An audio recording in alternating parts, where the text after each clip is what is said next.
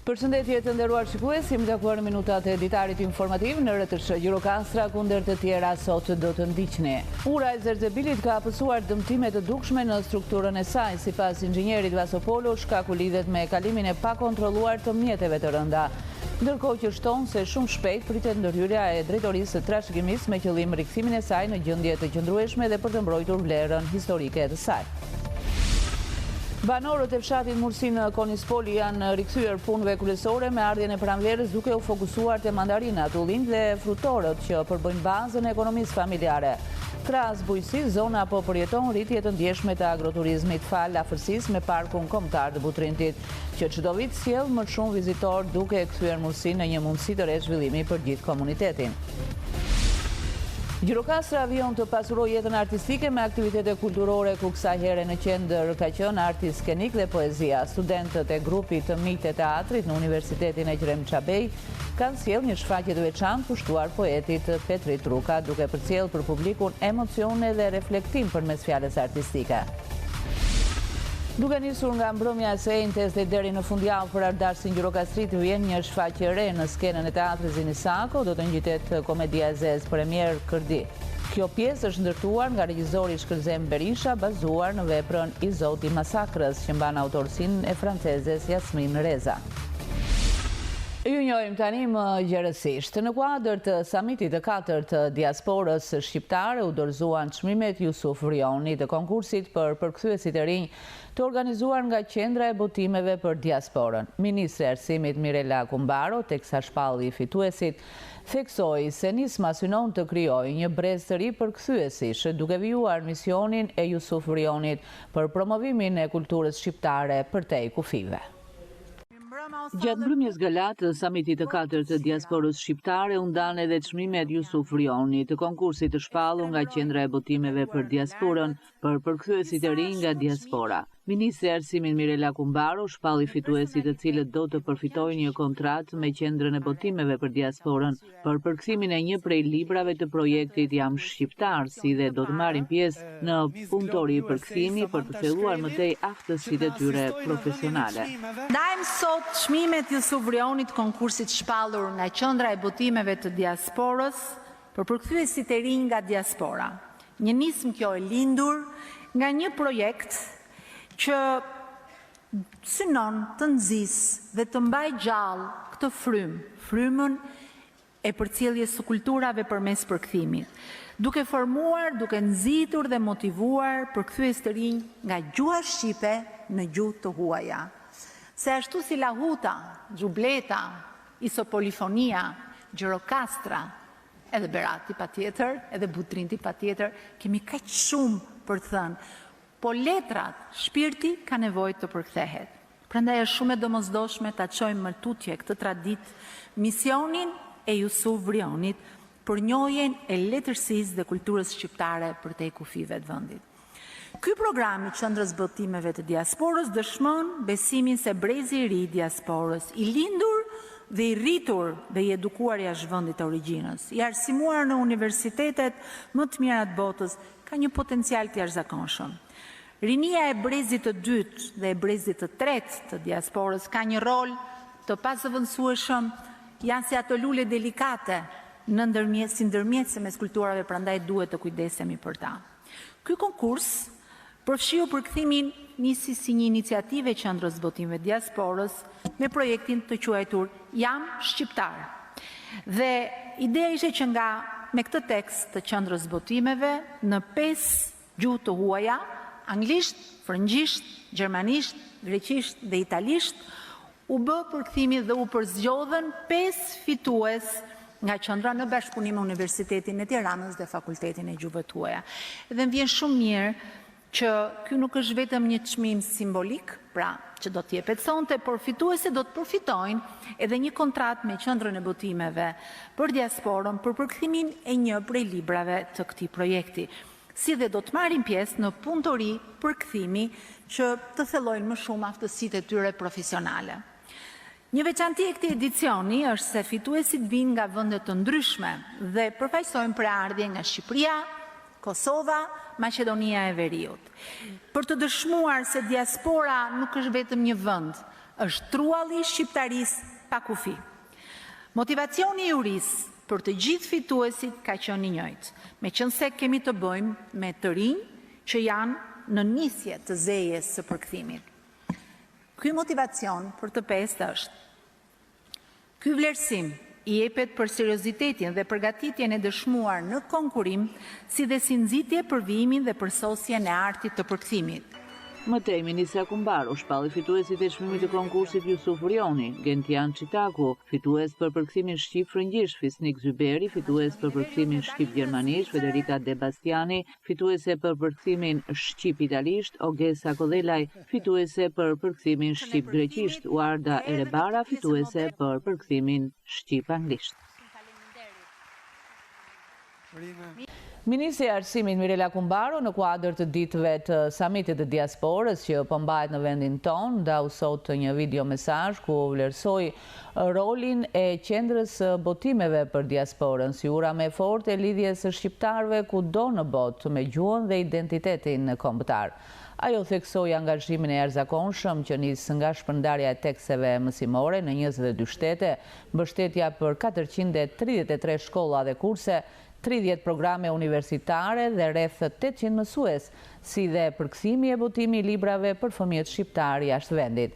Sipas saj, puna e përditshme e mbushur me përkushtim e pasion e të gjithë profesionistëve brenda dhe jashtë Shqipërisë, po mban gjallë gjuhën shqipe për mira fëmijë në diasporë. Nuk që vërtet në shkollën Verojën jam shqiptar, edhe më të qenë shumë fakti që kemi vizituar shumë qytete. Një eksperiencë shumë fantastike dhe fjala më e mirë është fuqëtia. Dhe jam krenare që jam shqiptare. Të dua Shqipëri. Ura e Zerzebilit ka pësuar dëmtime të dukshme në strukturën e saj. Sipas inxhinierit Vaso Polo, shkaku lidhet me kalimin e pakontrolluar të mjeteve të rënda, ndërkohë që shton se shumë shpejt pritet ndërhyrja e drejtorisë së trashëgimisë me qëllim rikthimin e saj në gjendje të qëndrueshme dhe për të mbrojtur vlerën historike të saj. Ura e Zerzebilit e vendosur në projën e Dunavatit dhe e shpallur monument kulture i kategorisë së parë, po përballet me dëmtime serioze vetëm një vit pas restaurimit. Pamjet tregojnë çarje të dukshme në trupin e urës që sipas specialistëve rrezikojnë qëndrueshmërinë e saj nëse nuk ndërhyet në kohë. Sipas inxhinierit Vasopolo, shkaku kryesor i dëmtimeve lidhet me kalimin e pakontrolluar të mjeteve të rënda gjatë viteve të fundit në kuadër të punimeve dhe ndërtimeve në qytetin e Gjirokastrës. Është një nga urat kryesore, cila është edhe urë lidhse e sotme fatikisht për të lidhur lagjen me Gjirokastrën. Në kohë, ajo ka pasur një çarje e cila vjen nga themeli deri në lartësi. Për mendimin tim, dhe për mendimin e Gjoka, ajo ka ardhur si rezultat i ndërhyrjeve i kalimit të makinerive të rënda gjatë kohës tradicionit dhe mbrapa. Ndërtimet e shumta që janë bërë në Gjirokastër ka pasur kalimet të pakontrolluar të makinerive të rënda, si bedonjerave tjera, dhe të cilat kanë dhënë këtë çarje. Kjo është çarje, thashë është çarje e vjetër, nuk ka të bëjë me çedimin e urës, e këmbëve të urës, po është një çarje e cila ka ardhur si rezultat i peshave të kanë kaluar sipër. Inxhinieri Polo thekson se ndërhyrjet e kryera deri më tani kanë qenë të pjesshme dhe sipërfaqësore, pa një studim të mirëfillt teknik, çka ka bërë që problemet të përsëriten. Për këtë arsye, sipas tij kërkohet një projekt i ri restaurimi, i plot dhe i standardizuar, i cili të garantojë stabilitetin afatgjatë të urës dhe të shmangë rrezikun e shembjes, ndërsa shton se pas ndërhyrjes të vendosen kufizime të repta për qarkullimin e mjeteve të rënda. Në kohë të ndryshme janë bërë disa remetime jo të studiuara, të cilat nuk kanë dhënë efekt për arsye se ato kanë vetëm shtokime. Kohët e fundit dhe rezultatet e shirave shikojmë një gjallërim edhe një rivënie të kësaj çarje nga pjesë të ndryshme suvaqe të cilat ka rënë. Ne në kohët që do të vinë, do të bëjmë një projekt të restaurimit të mirëfillt të kësaj ure, e cila pas kësaj restaurimi do të jetë studiuar dhe pas këtij restaurimi ne nuk do ketë më probleme, të paktën për një kohë të pacaktuar. Megjithatë, tani duhet të ruajtur të mos kalojë shumë makinet e rënda. Por për makinat e vogla nuk ka ndonjë problem. E realizuar me gur dhe me një hark të vetëm, ajo ka shërbyer për dekada si një nyje e rëndësishme lidhse për banorët e zonës dhe për tregtarët që përshkonin këtë rrugë. Sot, për te i funksionit të saj praktik, ura mbetet një dëshmi e trashëgimisë kulturore të qytetit të Gjirokastrës, duke kërkuar ndërhyrje profesionale dhe mbrojtje të vazhdueshme. Ministri i Turizmit, Kulturës dhe Sportit Blendi Gonxhia bëri të ditur se vetëm gjatë 24 orëve të fundit në portin e Sarandës kanë bëritur më shumë se 2300 turist. Në Sarandë kanë zbarkuar kroçerat Zafir Princess me 1964 pasagjerë dhe Europa me 349 pasagjerë. Turistët e të cilave do të eksplorojnë bukuritë natyrore dhe trashëgimin historike të jugut. Kroçera Zafir Princess rikthehet për të disatën herë në brigjet e Sarandës. Kjo anije turistike është nga kroçerat më të njohura që viziton këtë destinacion, ku ankoruan orët e para të mëngjesit duke tërhequr vëmendjen e banorëve dhe vizitorëve. Porti detar Sarandë në një postim në rrjetet sociale nënvizoi se vizita e përsëritur e saj është tregues i qartë i rritjes së besimit të kompanive ndërkombëtare të lundrimit ndaj Sarandës si një destinacion i rëndësishëm turistik në rajon. Autoritetet portuale dhe institucionet përkatëse kanë marrë masat e nevojshme për të garantuar një pritje sa më të mirë për vizitorët, duke siguruar një eksperiencë pozitive gjatë qëndrimit të tyre në qytet. Banorët e fshatit Mursi në Konispol janë rikthyer punëve bujqësore me ardhjen e pranverës, duke u fokusuar te mandarinat, ullinjt dhe frutorët që përbëjnë bazën e ekonomisë familjare. Krahas bujqësisë, zona po përjeton rritje të ndjeshme të agroturizmit fal afërsisë me parkun kombëtar të Butrintit, që çdo vit sjell më shumë vizitorë, duke kthyer Mursinë në një mundësi të re zhvillimi për gjithë komunitetin. Banorët e fshatit Mursi në bashkinë e Konispolit po lën pas një dimër të vështirë dhe po hyjnë në një periudhë të re transformimi me ardhjen e pranverës. Kjo stin rikthen ritmin e zakonshëm të punës dhe shpresën për një sezon më të mbar në bujqësi dhe ekonomi familjare. Gjatë kësaj periudhe banorët i rikthehen punëve të stinës në tokat e tyre, duke u përqendruar kryesisht në kulturat bujqësore që karakterizojnë zonën. Mandarinat, ullinjt, portokallet dhe pemët e tjera frutore përbëjnë bazën e prodhimit dhe të ardhurave për shumë familje. Tani si pranverë që ishtë në mbjellim, bimë, ndërtime, si pleqë që jemi, domate, speca, patrigane, patate, nga të tëra fasule, nga të tëra se do ndërrojmë. Me bujqësinë kemi mandarina, po i kemi dhënë me një që se s'mundemi më tani, kemi punuar 30 vjetë, 32 vjetë në Gërqinë e Agrinjo, dhe tani nuk kemi kthyer si pleqë. Banorët e tjerë me... Në përgjithësi, si fshat, i pasur, me punëtor të mbëdhi, të respektueshëm, shumë njerëz të mirë. Me punë që kanë bënë, kanë mbjellë, mandarina, ullit, nga të gjitha. Tani mbollëm patate, qep, domate. Punon akoma nëna? Punoj. Banorët këtu ka punë, ka mandarina, ka edhe tani ka punë mbjellin, potisin, të tëra, kladepsin, krasitin me i lafë. Një ndër fshatrat më të bukur të zonës. Shumë të bukur. E zilepsin të gjitha fshatrat. Fshat i bukur, fshat punëtor, kemi prodhime shumë, kemi mandarina, nga të gjitha kemi. Vit pas viti, ky fshat po njeh një zhvillim të dukshëm edhe në fushën e agroturizmit. Afërsia me parkun kombëtar të Butrintit ka ndikuar pozitivisht në tërheqjen e vizitorëve dhe në rritjen e interesit për këtë fshat.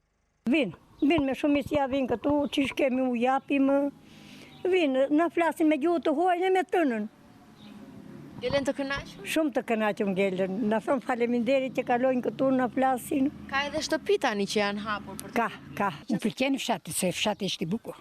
Mos të thomi fjalë të keqe, po fshati është shumë i bukur. Vinë edhe turista. Kush ka hyrje, në qasin, bëjnë.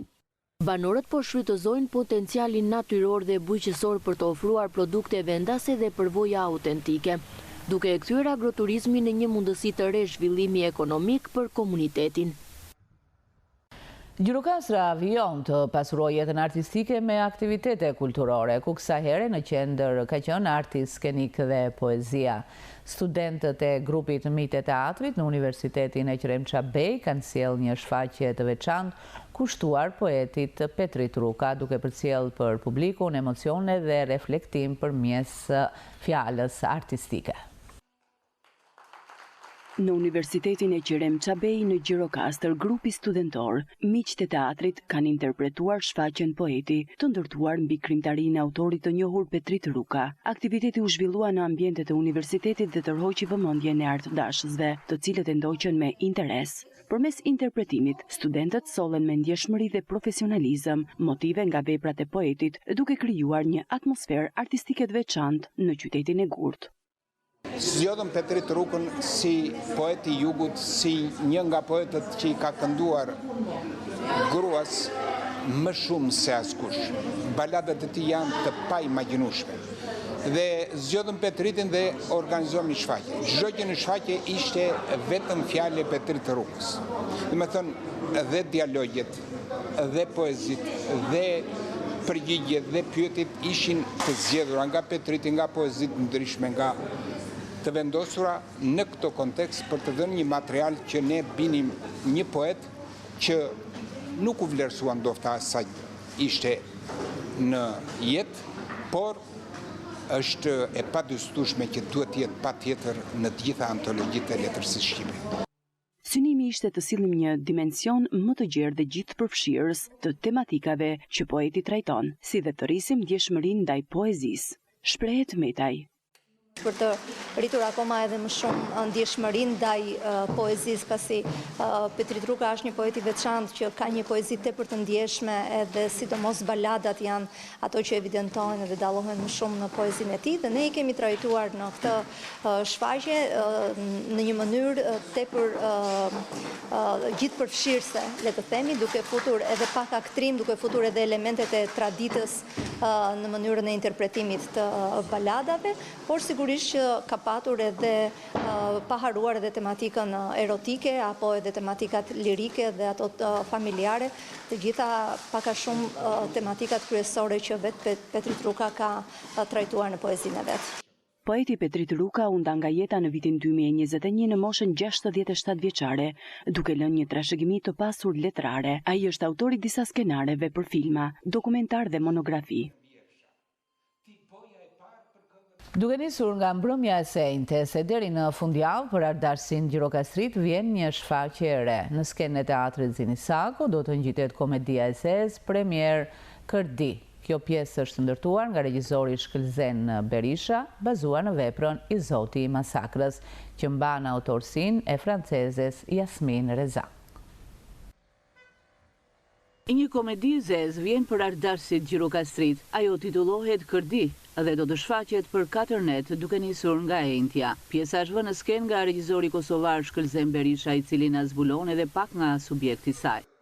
Kemi një komedi të zezë të zhanrit satirë sociale që kemi ndërthurur me disa elemente të absurdit, e kemi adaptuar në një kontekst që është shumë afër me realitetin tonë. Në thelb shfaqja flet për 4 të rritur, 2 çifte prindrish që përpiqen në mënyrë të edukuar të zgjidhin një konflikt mes fëmijëve të tyre, mirë po shumë shpejt bëhet e qartë se në fakt konflikti nuk është për fëmijët, por problemi është të vetë ata. Pjesa do të vinë në interpretimin e aktorëve Aleksandër Kondi, Asiana Koka, Denisa Demaj, Erion Hinaj e Don Gozhita. Në këtë projekt ka qenë një eksperiencë shumë e veçantë, sepse edhe vetë shfaqja është trajtuar me shumë elemente të pasur, si edhe nga ana koreografike, që ka gjëra shumë interesante në gjithë aspektin e zhvillimit të shfaqjes. Për personazhin tim do të them vetëm 2 fjalë, që është karakteri një babai që është I dhënë pas punës, që pak a shumë e ka të largimin nga familja në mënyrën më të ftohtë të mundshme. Ne nuk interesojnë shumë problemet brenda shtëpisë sa të zgjidhë hallet financiare. Ne por janë pikërisht këto probleme të tilla shfaqjen pastaj edhe gjitha marrëdhëniet që ka ai në familje me gjithë pjesëtarët e familjes. Ajo që duhet të theksoj unë është se domethënë produksionet e teatrit po e rrisin nivelin artistik dhe ne tentojmë dhe zhanre të ndryshëm të bërit teatr dhe unë jam shumë i kënaqur me këtë, por ajo që doja të theksoja është se ne kemi pasur një grup fantastik pune, ka pasur një harmoni me njëri tjetrin dhe ka qenë një shfaqje shumë impenjative, ka shumë ritëm dhe jam i sigurt që publiku do ta shijojë dhe do shijojë një shfaqje ndryshe nga ato që kemi bërë deri tani. Si asistent regjizor, i riu Gjirokastrit Gesion Selfo me këtë shfaqje nisi dhe karrierën artistike në qytetin e Gurt fill pas diplomimit. Për mua është hera e parë që asistoj si ndihmës regjizor në një shfaqje. Jam aktor i mirë i teatrit Zini Saku që nga muaji janar i këtij viti. Për mua ka qenë një eksperiencë shumë e mirë, sepse sapo jam diplomuar, kam mësuar shumë nga ana e regjizoriale, le të themi kështu, nga aktorët. Kemi pasur një marrëdhënie shumë të mirë me kolegët, gjertane, edhe besoj do jetë një shfaqje shumë e mirë. Kërti është një pjesë e përshtatur për skenë, bazuar në veprën e titulluar I Zoti Masakrës të autores franceze Jasmin Reza. Përfunduam këtu të nderuar shikues, ishte gjithçka e përgatitur për këtë ditar informativ në RTS Gjirokastra. Ndahemi bashkë. Miru takofshi.